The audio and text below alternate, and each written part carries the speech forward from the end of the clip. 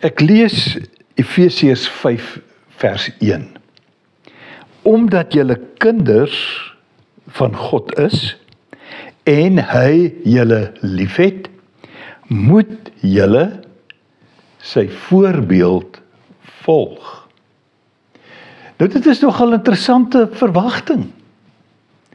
Hoe kan ons God se voorbeeld volg as ons hom nie by ons het nie? As ons nie sien hoe hy dinge doen, sodat ons dit kan doen soos hy dit doen nie. Kan ons werklik God se voorbeeld volg? Is dit vir die mens moontlik om 'n goddelike wese se doen en late na te aap? Om soos hy optree, ook op te tree? Soos wat hy doen en nie doen nie, dieselfde te doen of dan nie te doen nie? En eintlik is dit nie so moeilik nie, want ons het die Heilige Gees.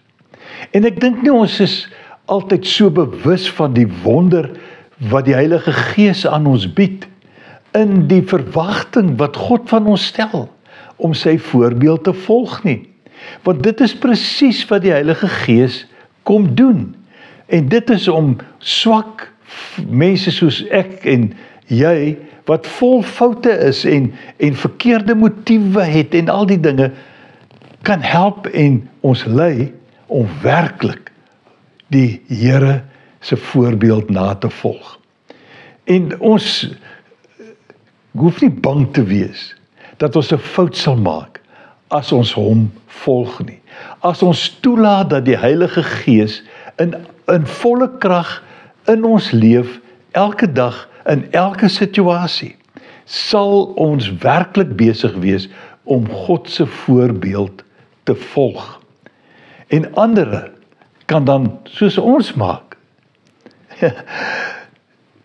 Sien jy kans daarvoor? Of moet jy dalk 'n bietjie weer gaan kyk wat jy doen en hoe jy dit doen? Pas dit by iemand wat 'n kind van God is? Ag, weet jy wat? Ons maak ons foute, maar hy het ons so lief dat hy ons graag wil reghelp. Kom, ons laat hom toe om dit te doen. Volg en doen sy voorbeeld. Loop mooi.